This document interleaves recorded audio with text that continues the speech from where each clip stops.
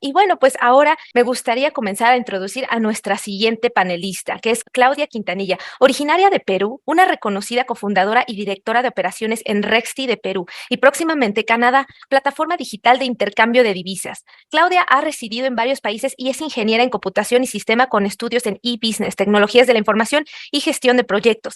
Ha sido reconocida por su habilidad de entregar resultados exitosos a través del liderazgo, innovación, la motivación y la orientación a resultados. Asimismo, por su habilidad para el análisis, toma de decisiones, manejo de equipos multidisciplinarios y fácil adaptación al cambio.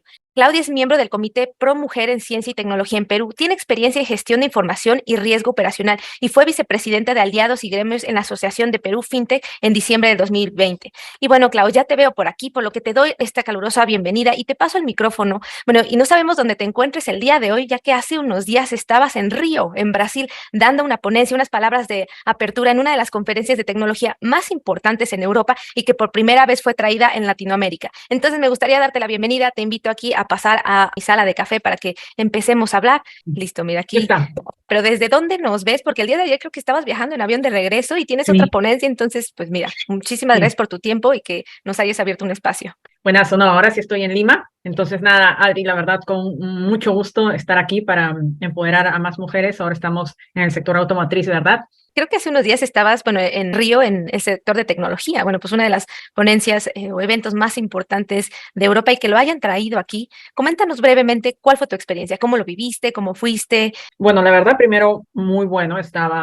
Fueron más de 15.000 asistentes ahí, muchas empresas tecnológicas, entre ellas, pues, a ver, nosotros estamos en el sector financiero tecnológico, que es donde se desarrolla Rexti. Entonces, estar pues muy cerca de Revolut o muy cerca de Nubank, que son dos grandes bancos digitales, tanto de la región como en el caso de Revolut, pues de Europa, está entrando ya Brasil, y era uno de sus anuncios, pues está rodeado por todos los grandes tecnológicos y básicamente muchas startups de la región mezclándose ahí, compartiendo. Es un ambiente muy bacán. Entonces lo hemos disfrutado muchísimo. Todos estos eventos suelen ser muy rápidos porque hay mucho networking, tanto con partners, con clientes, con investors. Entonces comienzas a tener de todo un poco y son 4 días full, pero pues como que se vive al máximo, ¿no? O sea, me vas dando con mucha rapidez. Nos lo disfrutamos bastante. Tuvimos nosotros, digamos, dos ponencias, una un poco también para ver, digamos, cómo había yo empezado todo este proceso de Claudia hasta, digamos, fundar Rexti. Y la siguiente ponencia ya era un poco más de hablar de Rexti, a quién se dirige, qué estamos haciendo en Perú y nuestra expansión pues a Canadá, el país del norte, ¿no? Pues mira, qué emocionante escuchar todo esto y bueno, a través de ustedes, mujeres líderes, y la verdad es que me emociona mucho verte. Hace 2 semanitas nos estábamos viendo personalmente allá en Lima. Qué emoción, creo que desde hace 4 años, 5 años, cuatro no nos veíamos. Entonces, Sí, qué emoción volverte a ver y que nos vengas a compartir tu historia. Entonces, mira, yo te doy el micrófono, te doy la sala, si quieres algo para proyectarnos y de todos modos sí. cualquier cosa, pues mira, me llamas y te invito a mi salita. Buenas. Pues yo les voy a compartir una pequeña presentación. La verdad es que un poco para guiarnos. Entonces voy a comentarles un poquito de Rexti. Yo soy Claudia Quintanilla, yo soy COO y cofundadora de Rexti. Voy a hablarles un poquito de mí. Yo soy ingeniera de computación y sistemas. Tengo distintas especializaciones como gestión de tecnologías de información, negocios electrónicos, proyectos e innovación y emprendimiento. Mi trayectoria siempre ha sido, digamos, en el sector tecnológico, pero muy alineado a servicios financieros. Me encantan los servicios financieros, que son, digamos, tanto el sector tecnológico como el sector financiero y seguramente el sector automotriz, una de las áreas donde en un ambiente tradicional generalmente encontramos mucha mayor cantidad de hombres que de mujeres. Y solo como comentario, para que tengan una idea, bueno, mi última posición en el sector, digamos, financiero, porque yo he estado ya 20 años en el sector financiero trabajando, incluyendo los que he trabajado en Rexti. Mi última posición previo a Rexti fue gerente de tecnología de un grupo, digamos, financiero aquí en Perú. Y para que se den una idea, solamente el 2% de gerentes de tecnología son mujeres. Esto nos hace mucho pensar en la participación de la mujer en ambientes tecnológicos y sobre todo cuando sabemos que la tecnología es transversal a muchas áreas, áreas legales, áreas de retail, áreas de finanzas, automotriz, porque ya lo estamos viendo, de que igual todo lo que es medicina. Entonces, cuando comenzamos a ver esto, comencemos nosotros a cuestionarnos cómo está la mujer en el ámbito tecnológico, porque al ser transversal es importante su participación, dado que es lo que va a ayudar a que se cierre la brecha de equidad de género. Entonces, por eso, digamos, el año pasado fui miembro del Comité Pro Mujer de Ciencia y Tecnología en Perú. justamente para poder ayudar e incentivar la participación de mujeres en el ámbito tecnológico, porque es muy importante que la mujer se dé cuenta de esto y sepa de que no solamente su aporte es importante como parte de la comunidad por representar el 50% de la población, su aporte es importante dentro de los productos, pero sobre todo es importante porque va a ayudar a cerrar esta brecha de equidad de género. Es un ámbito que va en crecimiento exponencial,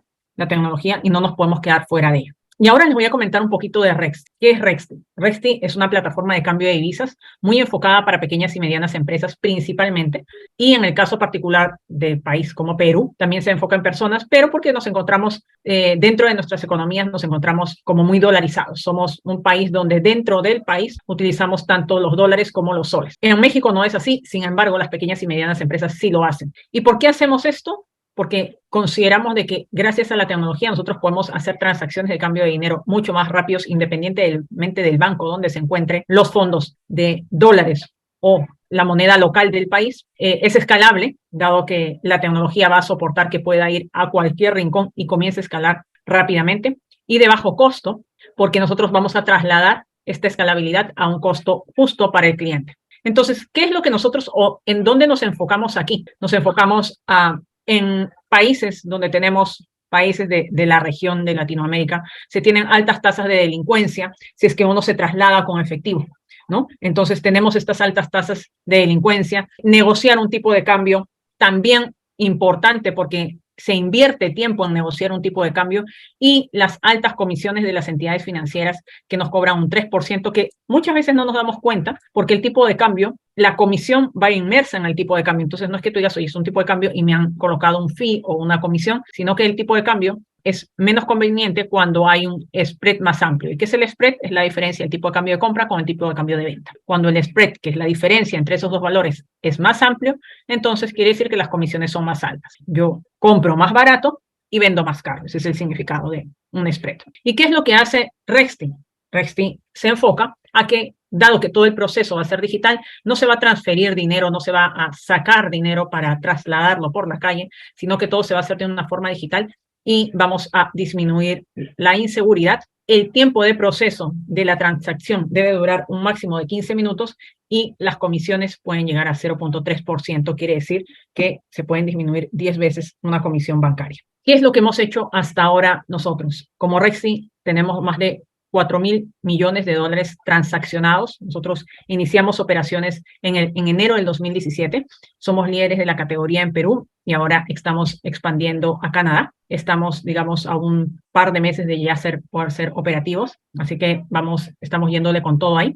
Y hay algunos puntos importantes que debemos de saber de cómo funciona el proceso de Rexti, que lo primero es, y les voy a comentar en grandes pasos porque no es para que se sepan el proceso, sino es para que se den una idea de cómo un proceso físico se comienza a volver digital, ¿no? Primero uno registra la operación, que es cuando uno va a comprar dólares o va a cambiar dólares. Ustedes tienen sus pesos mexicanos. Lo que hacen primero es ver el tipo de cambio.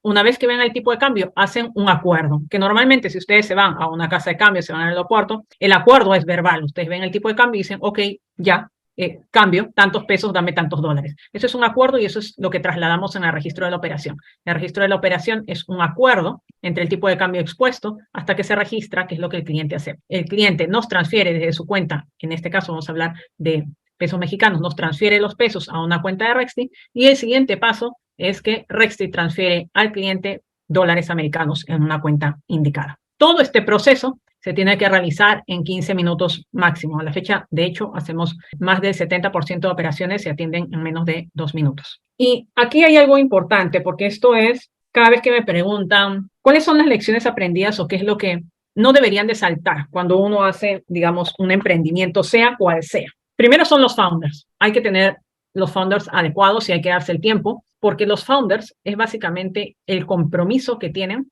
y es desde el día 1 y no va a acabar hasta que termine la empresa o sigan de por vida. Esto es un paso importante porque lo que se tiene que buscar justamente no es solamente una persona que tenga habilidades profesionales complementarias a las de ustedes, sino también tienen que, digamos, ser compatibles en el trabajo con ustedes. Los primeros años de un emprendedor son muy fuertes y muchos de los emprendedores les dirán que son trabajar 24/7. Pues sí, son trabajar 24/7 y por lo tanto lo vas a ver muchos días de la semana. Tiene que tener los valores y la visión que tú tienes, porque uno no puede aspirar, digamos, a crecer como una startup a nivel regional o mundial y tal vez la otra parte no. Entonces, todos esos componentes son importantes y por eso es fundamental cuando yo les digo, no se salten ese paso tan rápido y no se apuren por encontrar al founder, porque lo van a tener que ir buscando si es que no lo encuentran. Tengan en la mente que si estamos hablando de una startup, siempre hay componente tecnológico. Tienen que ir buscando esa persona de tecnología. No necesariamente tiene que ser un founder, ojo, así que no se espanten, pero cuando llegue la persona de tecnología adecuada, van a tener que hacer, digamos, ciertas concesiones porque es la parte de tecnología que se el sitio también es una persona, digamos, importante dentro del equipo, como lo son todos los que llegan a conformar los que llamamos los C-levels, ¿no? O los líderes de la startup. Entonces, ese es el paso uno que yo les comento generalmente en los founders y también, sobre todo, en dejar clara cómo se hace la repartición de acciones, ¿no? Porque un founder, ¿qué te aporta? Un founder te aporta experiencia, te aporta su tiempo, te aporta dinero. No es lo mismo un founder que está full time y que ha tomado un riesgo para saltar a la compañía a un founder que está part time, está manteniendo su trabajo y está cediendo algunas horas. No es lo mismo porque uno de ellos se ha decidido entrar a la compañía y estar sin sueldo, mientras el otro sigue teniendo un salario de una tercera empresa, pero también se le valora el tiempo que está aportando. Entonces, todas estas combinaciones son importantes, digamos, para poder establecerse y aclararse en el paso 1 cuando se está conformando la empresa. El segundo paso que no se deben de saltear, formalicen la empresa. Y esto lo comento mucho en Perú, no me sé mucho la realidad mexicana, pero es importante de que una empresa no puede nacer informal por querer evadir impuestos o porque oye, los impuestos son muy caros y mejor que no.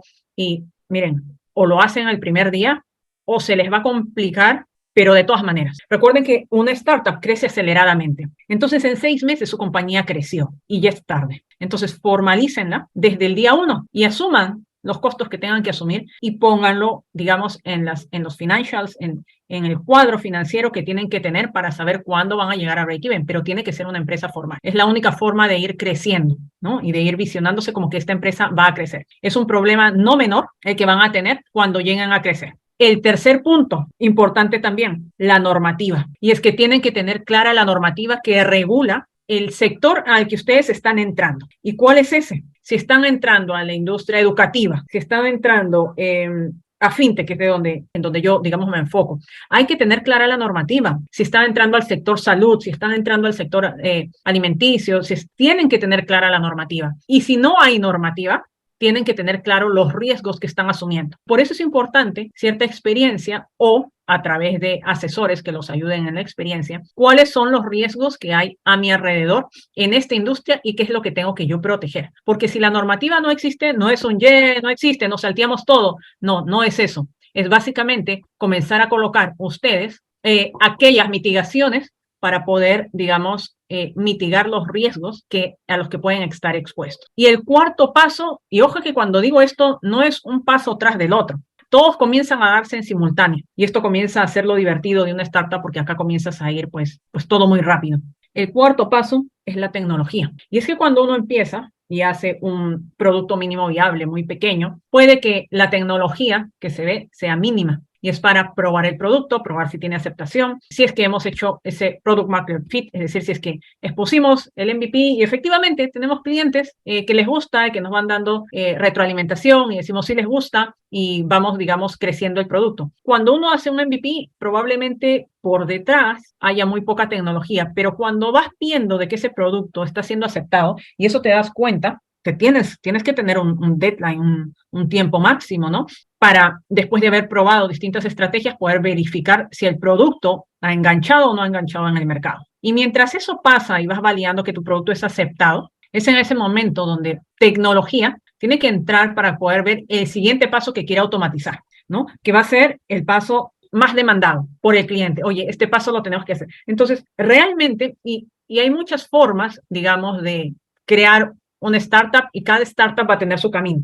¿Y a qué me refiero? Hay startups que hacen bootstrap. Bootstrap es que generan ingresos y a partir de la generación de ingresos siguen haciendo reinversión y no necesitan inversores. Pero hay otro camino también importante que es levantar rondas de inversión para poder, digamos, seguir escalando. Y son dos escenarios válidos para las startups y uno tiene que saber cuándo sigue una y cuándo sigue otra. Pero lo que no puede fallarles es básicamente haber validado su producto y estar claros de que le tienen que meter tecnología al producto para poder hacerlo escalable y poder, con esta escalabilidad, seguir generando ingresos o seguir generando clientes. Ingresos, si es que, digamos, dependes de que generes ingresos para poder seguir reinvirtiéndolo, o generar clientes sin necesariamente haber llegado a break-even o tenerlo muy cerca, porque necesitas validar que este mercado, digamos, o que tu producto va creciendo y tu producto es aceptado y va obteniendo escalablemente usuarios. Entonces, estos 4 pasos básicamente son los que yo comento que no se deben de saltear, que los deben de tener siempre en mente y los tienen que tener desde el día 1. No claros, pero priorizados como que lo tienen que hacer. Entonces, esto es básicamente lo primero que quería comentarles antes de poder interactuar con cada uno de ustedes y que me comenten qué curiosidades tienen, quiénes están emprendiendo un poco y podamos ver, digamos, en adelante en qué los puedo ayudar. Muchísimas gracias, Clau, por habernos compartido, bueno, pues este camino creando tu empresa. Tu empresa, bueno, pues es una empresa tecnológica de crecimiento bastante acelerado, no únicamente, bueno, pues ya en América Latina, sino ya vas a crecer hacia otro país, bueno, que en este caso elegiste Canadá. Y bueno, pues en este sentido, creo que es bastante importante esta ponencia que nos acabas de comentar, desde que dices, bueno, pues primero hay un proceso físico, o sea, un proceso manual, y después cómo lo digitalizamos, o sea, cómo podemos digitalizar ese proceso, porque, bueno, pues nosotros y las empresarias y algunas emprendedoras y estudiantes que tenemos por aquí, bueno, estamos en una industria un poco más tradicional, en donde la digitalización de procesos todavía nos está costando un poco. Entonces, viene en este sentido que, bueno, pues desde tu experiencia, ¿no? O sea, desde donde tú llegaste y dijiste, bueno, pues este intercambio de divisas, que en Perú recientemente, hace unas semanas lo viví, en donde a mí me sorprendía muchísimo, y te lo decíamos cuando pues, fuimos a cenar, ¿no? Bueno, pues tienen estas personitas en el centro paradas con fajísimos de dinero, o sea, de dólares y de soles, en donde pues llegas y haces esa negociación. ¿A cuánto tienes el sol, no? Pues traemos dólares. ¿A cuánto tienes el sol? A tal dinero. Y bueno, pues ellos, había una viejita con sus súper fajo de dinero y todo esto, bueno, cómo estas acciones o estos procesos normales del día a día, pues los puedes digitalizar y ahora, bueno, pues haces más fácil la vida de las personas con estos procesos digitales. Entonces, me gustaría tal vez que nos comentaras en lo que pues, se van animando a ponernos sus preguntas, a decirnos, bueno, pues qué es lo que quisieran saber, cómo es que tú puedes iniciar este proceso de digitalización de, bueno, pues de cierta actividad manual. ¿Cómo te enfrentaste y cómo es que puedes controlar inicialmente, bueno, este camino de A, porque es de un punto A hasta un punto Z que quieres llegar? Sí, en realidad lo que uno tiene que ver aquí es como que salir de esta zona de confort, ¿no? Es como que tener la mente abierta a cómo cambiar, ver un proceso y cómo lo haría de otra forma. En realidad es destruir para construir, porque uno eso hace constantemente y lo va a seguir haciendo dentro de la startup, porque los procesos que uno define el año 1, cuando comienzas a escalar en cantidad de usuarios, no es lo mismo construir para un usuario que construir para 100 o construir cuando llegas a 1000. Entonces, todo este proceso es algo que uno siempre tiene que tener como que la mente abierta de cómo cambiarlo. Entonces, incluso en un ambiente, digamos, automotriz, donde generalmente tú piensas y dices, oye, pero acá todo es físico, tú tienes que comenzar a pensar, claro, lo físico es el material, ¿no? Pero el servicio no es físico, ¿no? Entonces tienes que comenzar realmente a cuestionarte cómo algo que tú brindas a la fecha lo puedes brindar de la misma forma a más gente. Entonces tienes que comenzar a hacerte esas preguntas porque esa es la única forma de comenzar a poder hacer escalable un proceso. Creo que eso es súper importante. O sea, en la mañanita estábamos teniendo, bueno, pues una discusión de, bueno, cómo identificar ciertos problemas. Entonces, es hacerlos conscientes, ¿no? Y cómo los haces conscientes, haciéndote estas preguntas de, estoy haciendo este proceso, ¿no? O sea, ¿cómo lo puedo mejorar? Y tal vez ya no solo mejorarlo, sino digitalizar. Y esta frase que dijiste, destruir para construir. Porque creo que, bueno, si hablamos de la industria automotriz, en donde, como dices, es bastante tradicional, llevamos 100 años, pues, haciendo notas a base de papel, porque, pues, así me dijo mi bisabuelo, que tengo que hacer notas a base de papel. Pero entonces, ¿cómo ahora puedo innovar este proceso? Porque recientemente teníamos una discusión con una de las embajadoras, una empresaria que, bueno, pues tiene una refaccionaria automotriz y por inseguridades de la vida tuvo que cerrar varias sucursales. Entonces, ¿cómo puede volver a empezar? Y tal vez sería cómo iniciar pues con este negocio digital, ¿no? Y tal vez aterrizar qué es mi empresa digitalmente y si la quiero llevar a otro nivel o si la quiero hacer crecer, crecer o, como dices, atender a más clientes. Entonces, ¿qué puedo hacer? Tal vez de manera más automatizada para agilizar estos procesos. Y justo ayer estábamos hablando de ChatGPT, de esta inteligencia artificial que se nos acerca a nosotros, pues a las masas, a los públicos, para empezar también a interactuar con la tecnología y a un nivel pues más avanzado de tecnología, ¿no? Entonces, creo que esto es importante escuchar a expertas como tú, empresas de tecnología, que, bueno, pues tu pan de cada día es la tecnología, ¿no? Entonces, pero también aunque sea tu pan de cada día la tecnología, vives en un mundo físico, entonces desde ahí empieza esa combinación de ideas. Sí, efectivamente. Y fíjate de que a veces puede partir de un problema o uno puede partir de un proceso de que le causa dolor y dice, oye, ¿por qué este proceso me demora 2 días?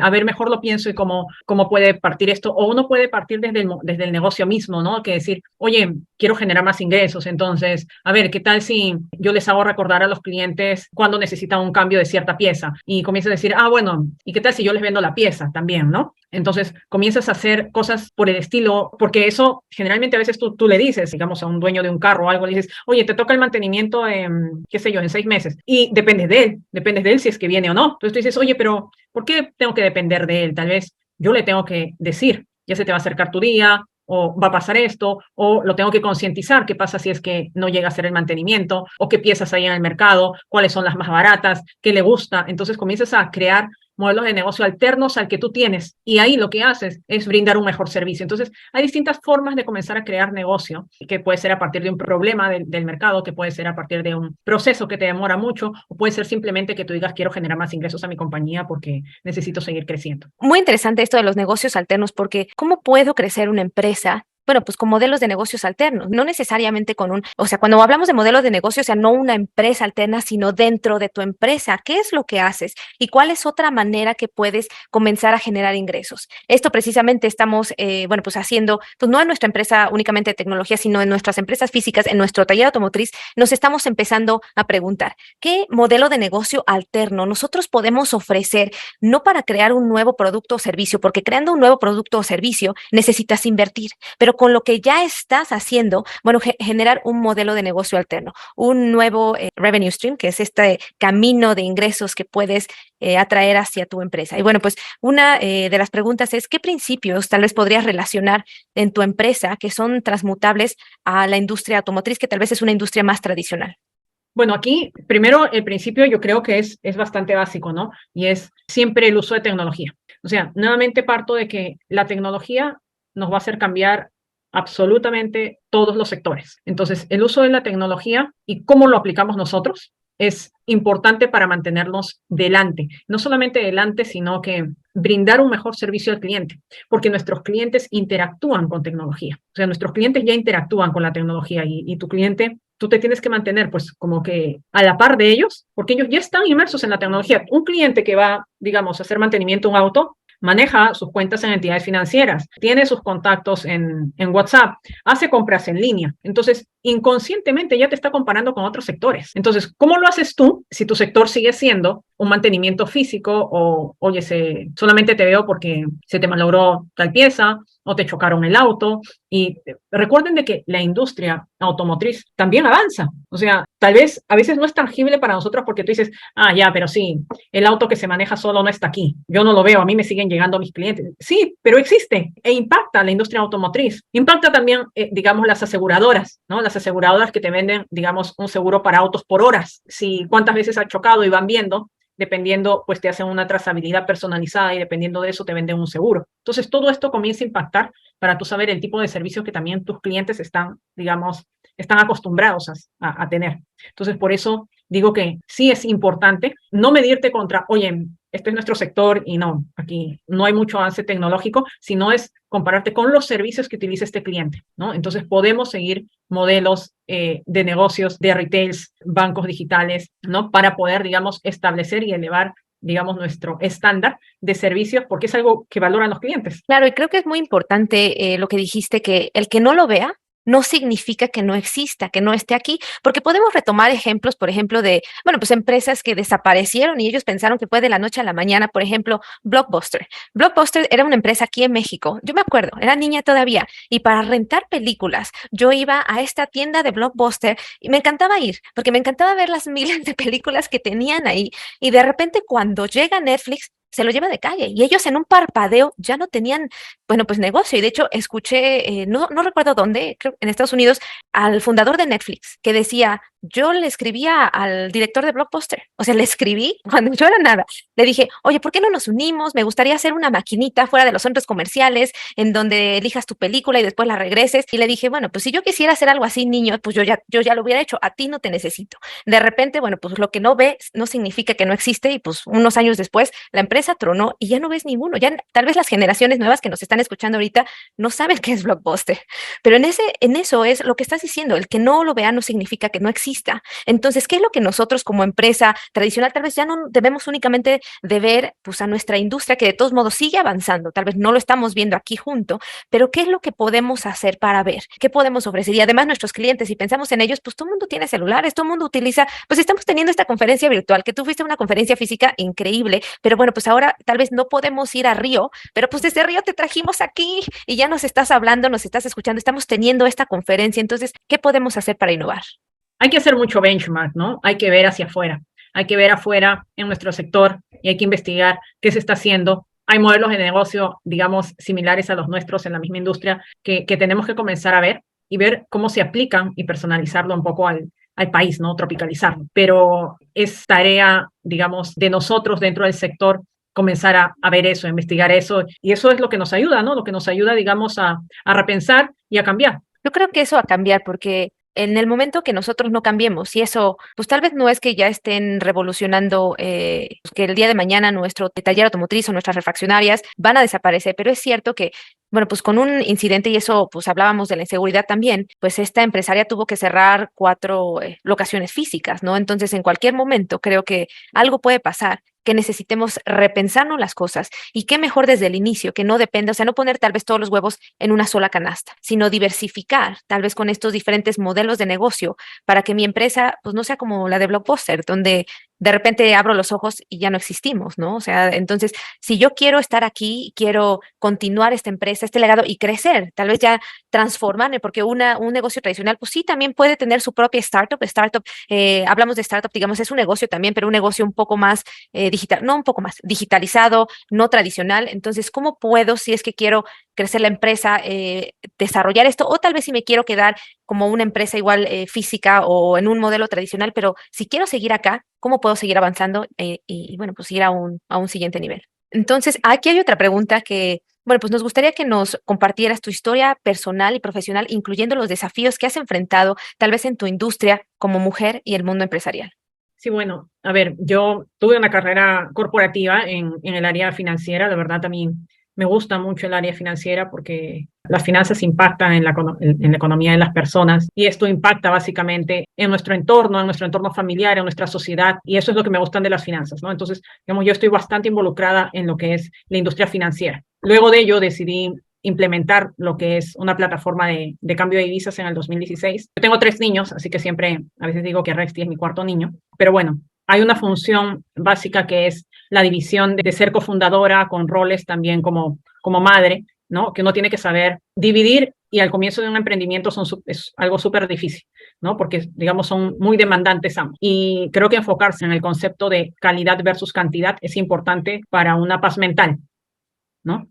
Entonces son cosas muy importantes que uno tiene que saber manejar y saber manejar frustraciones también, porque en las startups tienes altos y bajos. Creo que cada camino en la que nos lleva, siempre hay un lado bueno que hay que comenzar a buscar para poder remontar, digamos, cuando uno está en un proceso de caída, porque una startup y los que han estado en startups, a veces son buenas noticias y de pronto va una mala noticia y hay que, digamos, tratar de encontrarle lo bueno a esa mala noticia, ¿no? Para poder salir adelante, ¿no? Pero nuevamente parto ahí porque las malas noticias se toman mucho mejor cuando tienes un buen equipo, ¿no? O unos buenos founders. Créanme, no todos se deprimen a la misma vez. Siempre hay uno que cae y el otro o los otros jalan y llega otro momento donde el que estaba triste ahora está pues con más ánimo y se comienza a invertir. Entonces, por eso esos roles de co-founders son importantes. Creo que eso es súper importante, tener esta red de apoyo y red de soporte, porque también, bueno, pues como empresarias, como empresarios, muchas veces, bueno, solos, creo que en las startups ser un solo founder, o sea, un solo founder es menos común. En los negocios, digamos, tradicionales o anteriormente sí hay más los dueños solos, ¿no? Entonces creo que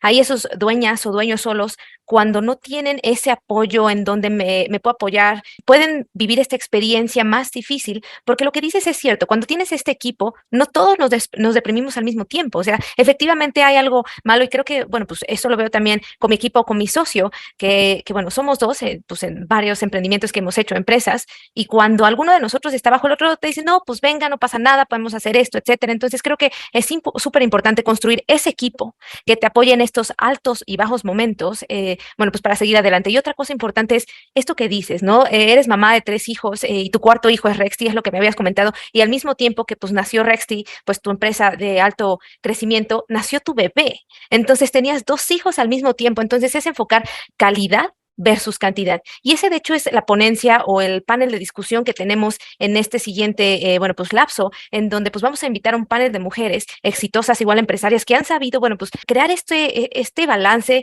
porque es lo que mencionábamos en nuestro primer día. El balance lo pones tú. El balance para tu paz mental es el que, bueno, pues tú lo indicas o tú lo dictaminas, ¿no? Entonces, bueno, pues el hecho de ser un líder también pues te permite tener familia, ¿no? O sea, también hasta hablando de los hombres, ¿cómo creas este balance entre tu familia, entre tu liderazgo, pero lo determinas tú, porque el balance que yo puedo determinar, pues no es el mismo, tal vez, por ejemplo, para Claudia, ¿no? O no es el mismo para otra persona, pero es esa paz mental que tú tienes que comenzar a reconocer.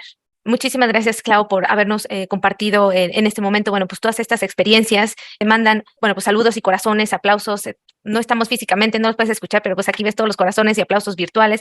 Entonces, te agradecemos mucho por haber estado con nosotros, compartido toda esta experiencia. Y bueno, pues qué gusto nuevamente haber tenido esta conversación tan interesante. Y bueno, hacer este llamado a las empresas de la tecnología es importante, el cambio, la innovación, tus equipos. Y bueno, pues muchísimas gracias, Clau. Te deseamos pues todo el éxito del mundo y quedamos entonces en comunicación. Muchas gracias a todos. Gracias, Adri, por la invitación y espero vernos pronto.